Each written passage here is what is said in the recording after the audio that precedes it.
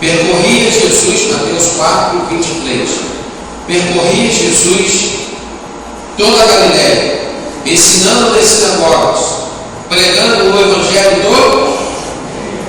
não ouvi, pregando o Evangelho e curando toda sorte de doenças e enfermidades entre o povo. E a sua fama correu por toda a Síria. Aqui eu faço uma pausa. Vamos orar para que a fama de Jesus volte a ser conhecida na Síria nos dias de hoje.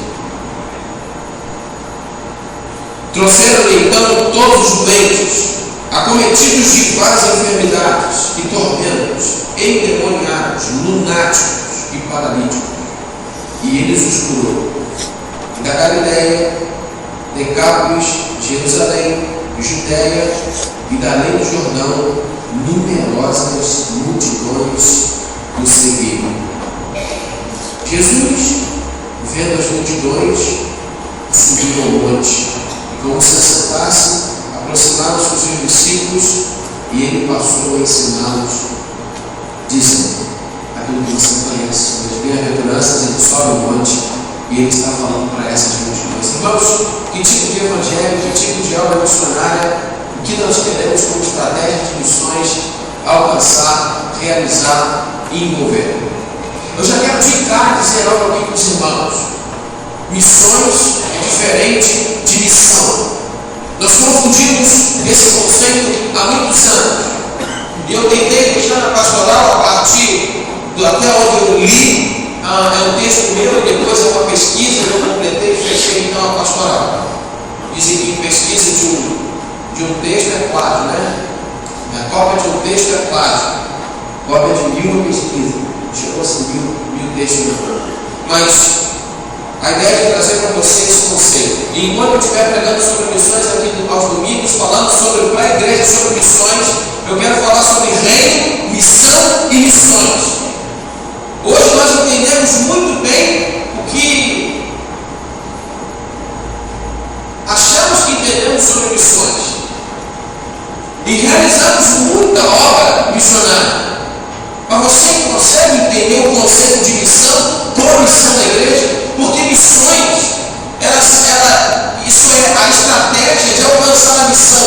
Qual a missão da igreja? Qual a missão da igreja? O que nós estamos fazendo aqui? Para que Deus nos levantou? Pregar o Evangelho para quê? Para quem? Até quando? Nós entendemos o como. Como pregar o Evangelho? Aí, escola, esporte, enfim.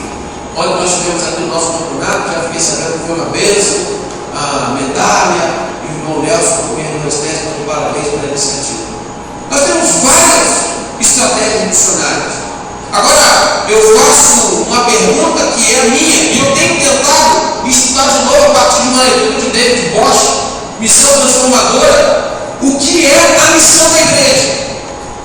Porque o meu Deus e o seu Deus, o nosso Deus, é um Deus em missão. Você já parou para pensar nisso? O que é ser uma igreja missionária? O que é ser um missionário? O que é missões? Que estratégia nós temos para alcançar a missão? Você sabe o que é missões? Missões é enviar. Missões é enviar. E Deus é o maior exemplo de missionário, porque Ele foi o que mais enviou. O que é missões? Missões é enviar. Por isso que eu gosto de célula, porque quando eu multiplico uma célula, eu envio uma célula, eu envio um líder para assumir um outro trabalho, numa outra casa, numa outra região, para alcançar outras pessoas. Eu vivo missões aqui. Por que missões de enviar? Porque Deus Pai enviou, muito bem, Deus Filho, e Deus Filho enviou Deus Espírito Santo, e o Deus Espírito Santo enviou a igreja, e a igreja a quem nós temos enviado? Os missionários. Nós temos enviado missionários para fazer o quê? O que os nossos missionários estão fazendo, irmãos? Eles estão alcançando a missão. Que missão? Implantar o Evangelho do reino. Aí, outra coisa.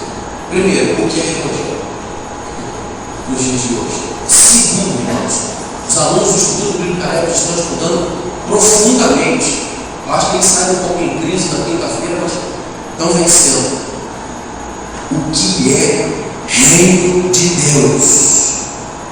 No Brasil, fazer missões é expandir a instituição.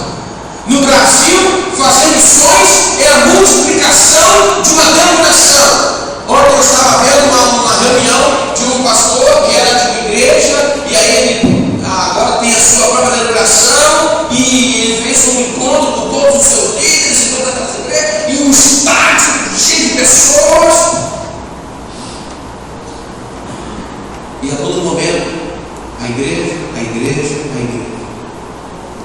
Mas o texto que eu leio, texto que eu li, de Mateus capítulo 4, que vai estar lá em Lucas capítulo 6, diz que Jesus percorria toda a Galileia, ensinando nas sinagogas, pregando o evangelho do reino. As nossas ações missionárias muitas vezes estão muito longe da pregação do evangelho do reino. E eu não tenho tempo aqui para argumentar por que eu penso isso. Que tipo de evangelho nós estamos pregando, irmãos? Nós temos algumas crises com relação a isso. Crises.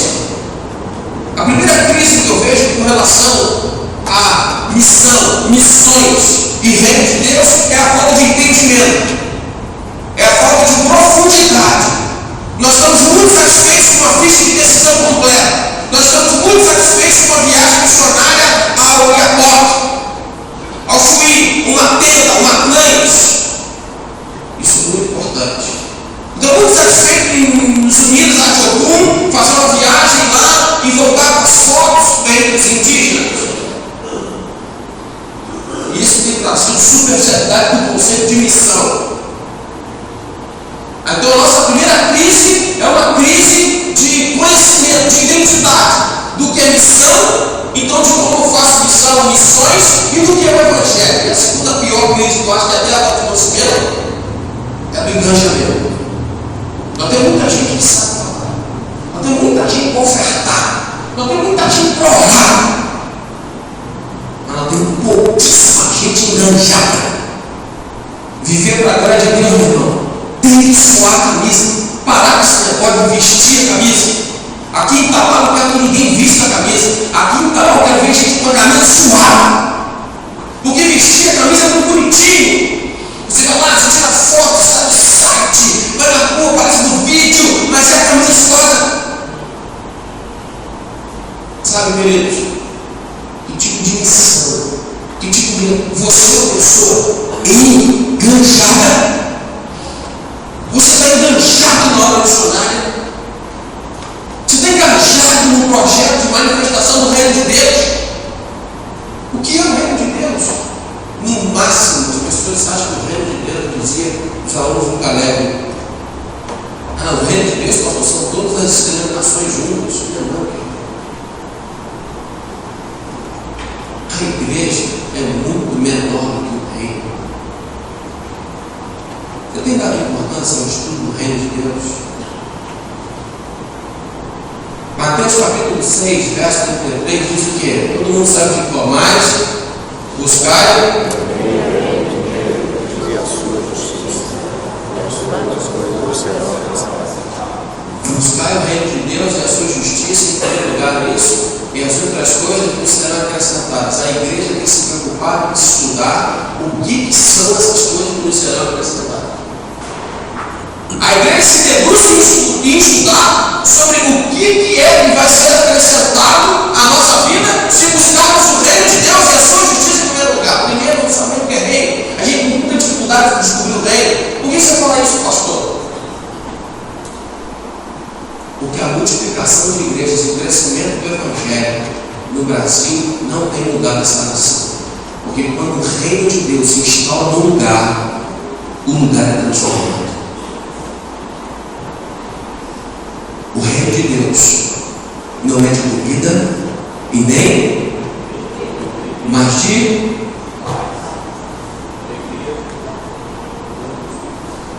paz, justiça e alegria no Espírito Santo. Eu fiz uma pergunta no Caleb. Quantos aqui já ouviram uma mensagem sobre como buscar o reino de Deus em primeiro lugar? Muita gente respondeu. Depois eu fiz a sua pergunta, a segunda pergunta. Quantos aqui já ouviram uma mensagem que nós devemos buscar a justiça de Deus em primeiro lugar? Os pregadores confundem e acham que é diferente. Eles veem diferença. Os teólogos veem diferença em reino de Deus, em justiça, porque eles aprenderam a separar corpo e alma, mente, corpo e alma e espírito. Quando Deus nos separa, nos separa justiça de reino. Quando você trabalha pela justiça, você trabalha pelo reino, porque o reino de Deus é o reino de justiça. E percorria Jesus toda a Galiléia, ensinando nas sinagogas, pregando o evangelho do reino. Irmãos, hoje a gente descobre. Eu tinha pensado em propor isso ao pastor Gesiel, a irmã Denise.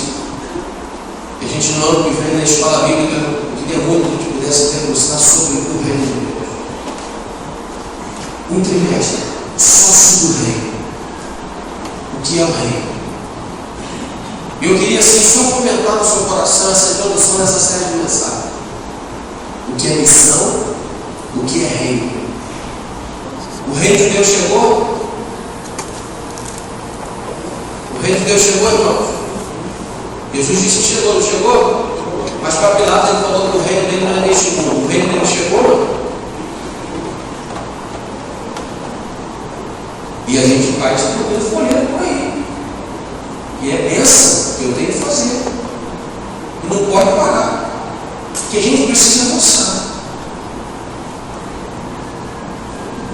Que tipo de legado nós vamos deixar para a geração que está vindo? Esse ano nós temos como batistas falando tanto nova geração, mas as nossas lideranças continuam as mesmas. Mas vai mudando de primeiro para segundo, para terceiro para primeiro. A nova geração precisa aprender a militar para o reino de Deus. Reino. O que é o reino de Deus? Jesus não veio pregar a obra missionária, fazer a obra missionária pela igreja, para a igreja. Ele veio fazer a obra missionária para implantar o reino de Deus, porque a missão de Deus na criação, como nós cantamos aqui, tem que ter muita fé para pensar diferente disso. E eu não tenho esse tipo de fé. Por quê?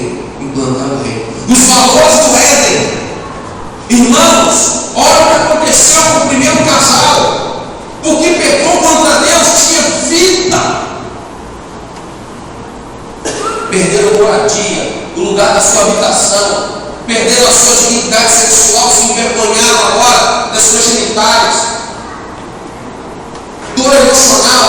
Agora a economia precisou mudar. Agora o homem precisa trabalhar. O homem que não trabalha não é um homem segundo o padrão da Bíblia. O homem que não sua camisa, que não é provedor, que não está enganjado nisso, não é homem segundo a Bíblia. Porque o homem é um homem que agora precisa sustentar com o suor do seu rosto a sua casa. A economia mudou. O projeto social mudou. A moradia ficou diferente. O pecado atingiu a raça humana de uma maneira integral. Nós somos deformados como um todo. Com a missão de Jesus, trazer de volta o ser humano como um todo ao projeto do reino, ao projeto do reino. Por isso que você lê nos evangelhos, e Jesus percorria cidades e aldeias, pregando o evangelho do reino. Não foi eu que disse, foi Jesus que falou. Pai nosso que está no céu, santificado seja o vosso nome. Venha a nós o teu reino. O teu reino.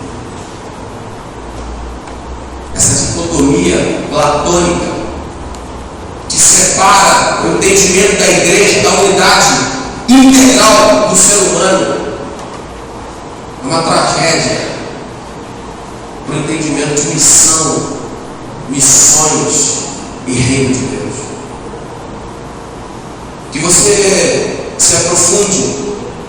Eu queria aqui só realmente nessa primeira mensagem causar algumas reflexões no seu coração. Apoio tudo com relação a missões, desde que seja feito com seriedade e com Cristo no centro. Não tenho a verdade, pelo contrário. Eu sou apaixonado por ela e eu estou correndo atrás dela.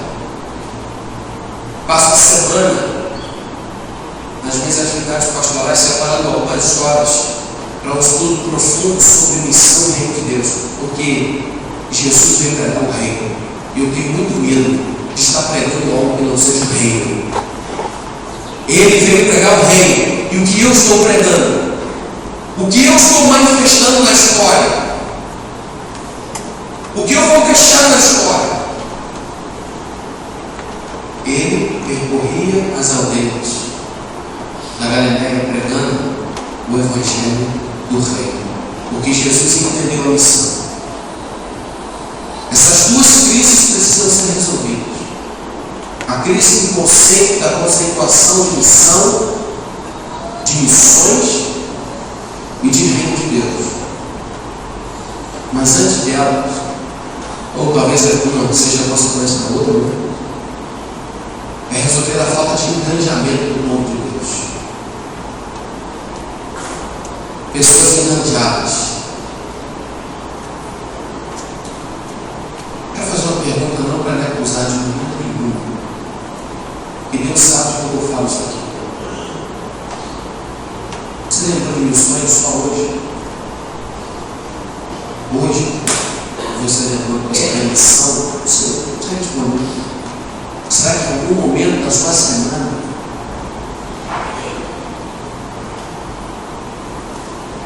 eu quero voltar a falar sobre esse tema para falar sobre a importância do conceito de cruz dentro do conceito de missão. Meu irmão, nós precisamos sofrer mais. Pastor, eu já estou com tanta enfermidade, meu casamento já estou sofrendo tanto. Se você pensou nisso, você aprendeu sobre o sofrimento cristão. Existem dois sentimentos. O dilema da cruz não era o prego na mão e nem o fio na cabeça. O dilema da cruz foi o dilema entre a ansiedade e a angústia. Hoje nós somos uma igreja que sofre de ansiedade. E eu confessei esse meu pecado aqui na sexta-feira na vigília. O Luiz Henrique orou por mim, eu tenho sido curado. O Tiago 5, 16 e 17 entrou em ação na minha vida. A ansiedade me faz sofrer por mim mesmo, mas a angústia me faz sofrer pelo outro. Jesus sofre por alguém. 1 Coríntios capítulo 5, verso 5 é o tema desta campanha. A gente não deve mais viver para nós mesmos. Nós somos uma igreja que sofre por causa dos nossos problemas. E para isso, esse tipo de sofrimento, meu irmão, quero fazer com você, com todo amor do coração, não precisa ter que ser igreja, porque os consultórios estão lotados de pessoas ansiosas e que são vivos. A igreja, para compreender o conceito de missão, precisa entender o conceito de cruz. Você está disposto a ganhar ou a perder? Aquele que quiser ganhar a sua vida precisa fazer o quê? Perder. Isso não tem nada a ver com suicídio, deixar de viver a sua vida. Só que nós nós ganhamos um medo muito grande. A igreja tem um medo muito grande. Sabe qual é o medo? De sofrer. A igreja tem medo de sofrer. A igreja não tem medo do diabo, não. A igreja tem medo de sofrer.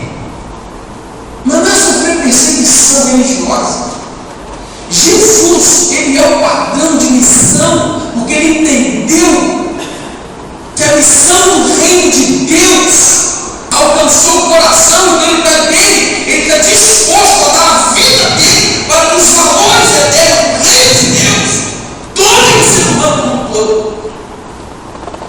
E isso às vezes requer não comer a minha comida e a minha bebida, está a fazer a vontade daquilo que me enviou completar a sua obra. Só que a gente morre de medo de passar fome por causa do outro. A gente morre de medo de chegar no final do mês e falar assim: eu não consegui comprar o que eu quis. Nós não entendemos o conceito de cruz. A cruz saiu do centro da pregação do Evangelho. Então nós temos uma igreja hoje que tem medo de sofrer pelo outro. Eu não quero sofrer com uma enfermidade, eu não quero sofrer com um acidente, eu não quero sofrer esse tipo de sofrimento. Eu não preciso ser crente para passar por isso, que crente e não crente vão passar por isso. Mas eu quero sofrer a dor do outro. Eu não quero mais sofrer de ansiedade, eu quero sofrer de angústia. Há uma angústia no seu coração, meu brasileiro, que morre sem Jesus. Há uma angústia. Qual foi a última vez que você chorou as lágrimas por alguém? Qual foi a última vez que você deixou de comprar algo por alguém? A angústia é o que Jesus viveu na cruz. Ele não tinha medo do primeiro tapa. O primeiro tapa não lhe deu medo. O dilema de Jesus foi ter que lutar, em ter que virar a face e não salvar a si mesmo.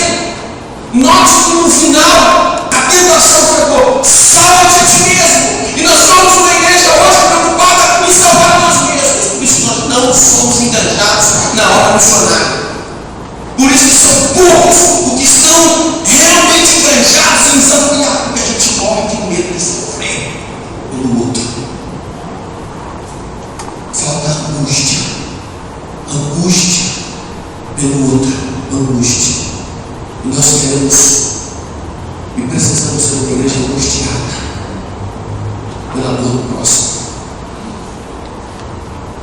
Por isso que a gente ouve cada vez mais testemunhos, missionários vêm aqui e virão contar suas experiências. Eu passei. E a gente vai: que legal, né? Eu faço parte disso. Faz mesmo. Segundo o texto de 1 Coríntios 5:5, não viva mais para você, viva para a glória de Deus. Entenda que a reino de Deus não é o evangelho da igreja. Não espere que as pessoas venham para a igreja para te falar. Espere que o reino de Deus mude a vida do governador, para que o governador da ilha seja Jesus. Milite pelo reino de Deus e não por esta denominação. Morra pelo evangelho do reino de Deus e não pelos projetos de missões missionários. Entregue sua vida por amor ao reino de Deus e não pelo evangelho do pastor Maurício. Sofra um pouquinho mais. Viver para a glória de Deus é viver o evangelho de missão. Se você não está em missão, enganjado em uma missão, você precisa conhecer o Deus que é missionário. O Deus que é missionário, que enviou, que sofreu de angústia pelo outro. Você que está aqui nos ouvindo pela internet, você que está aqui nesse tempo, você que está ouvindo aqui o Vinicius está cantando, fico com vontade dele, deixa ele cantar à minha vontade. Ame o ser humano e não tenha medo de sofrer pelo outro, porque foi para isso que Jesus nos fez. O nosso destino é a cruz. Goste disso ou não. Senhor, nos ajuda a entender o teu reino, os valores do teu reino, para que a nossa vida não fique tomada de atividades, que a nossa agenda não esteja tão lotada de coisas tão espirituais, mas que no final dela, na nossa vida, a nossa agenda era totalmente diferente da agenda do Rei. Cura o medo que a igreja evangélica brasileira tem de sofrer pelo outro. Livra-nos, Pai, do sofrimento, das enfermidades. Nós clamamos isso, nós não queremos isso na nossa vida. Livra os nossos irmãos que estão sofrendo casamento, sofrendo com tantas coisas difíceis. Cura a nossa vida dessas coisas. Mas cura também o medo que nós temos. Estamos no nosso corpo seguro sempre. Nós já fomos alcançados pelo Evangelho do Reino. Nós já fomos consolados. Nós já nos chegamos ao Senhor. E o mundo e as pessoas dispensa sobre essa comunidade, pequena comunidade dentro da grandiosidade da minha igreja. Comunidade Batista de Itauá, esta igreja que se reúne aqui há 85 anos. Um grande amor pelo Evangelho do Reino. O Senhor nos dá amor pela cruz. Eu não quero ter medo da cruz. A cruz é o meu lugar, porque foi o lugar do meu Senhor. Se eu evitar a cruz, eu vou querer ser maior do que Ele. Eu não tenho como. Eu preciso fazer as mesmas obras que Ele fez. E crendo ainda que faremos maiores. E se tem uma obra que Ele fez, que eu quero fazer é aprender a morrer. A igreja quer expulsar demônios. A igreja brasileira quer ressuscitar os mortos. A igreja brasileira quer ver os paralíticos andarem. Mas a igreja brasileira não está querendo morrer.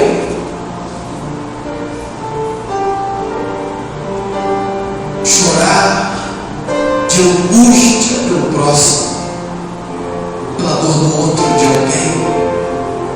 Nós nos contentamos com as nossas orações de 2 minutos. Nós nos contentamos com uma oferta anual. Nós nos contentamos com o pão.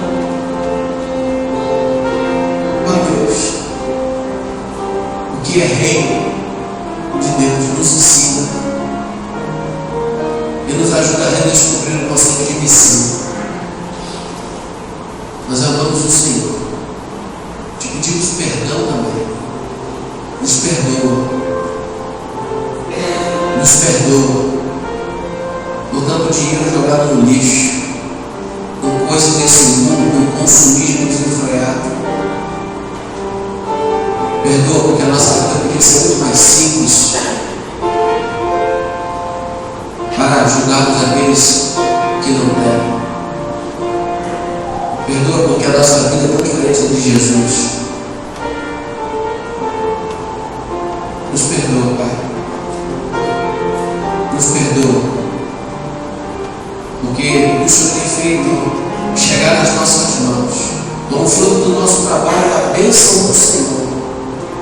Muitas vezes tem ficado só para a gente mesmo. E não tem somado. E isso não é reino. Ó Pai, nos ajuda a mudar o nosso paradigma. Abençoe os professores de escola bíblica. Abençoe o secretário da EBD, a expansão da EBD, o pastor Gessiel, Fernando Pires e toda a sua liderança. Que a gente seja um só nesta igreja, para que o reino de Deus seja visto pela ele do governador, através das nossas boas obras. Que ninguém fique escondido. Todos nós possamos nos engajar. A escola bíblica dominical continue crescendo nessa igreja. E em breve a gente vai ser pensar em ampliação de espaços. Muitas classes já estão totalmente sem espaço. Continuamos explicando os alunos, os professores, porque nós cremos que é no aprendizado da tua palavra que esses valores são de novo avivados no nosso coração. Em nome de Jesus. Amém. Então, essa noite eu vou pregar sobre a grandeza de Deus. A grandeza de Deus. E se Jesus não voltar agora de tarde, nós estaremos aqui. Sobre a grandeza de Deus. Participe da escola bíblica com muita alegria, com muita participação, com muita intenção. Meus alunos, nós vamos fechar hoje, né, uma aula sobre o modo de igreja de células. Eu vou descer aqui por trás, os irmãos me perdoem para que eu possa chegar na classe e fechar, porque essa primeira turma da unidade de visão hoje vai ser liberada para as suas próximas classes. Deus abençoe os irmãos, tenham um bom dia na presença do Rei.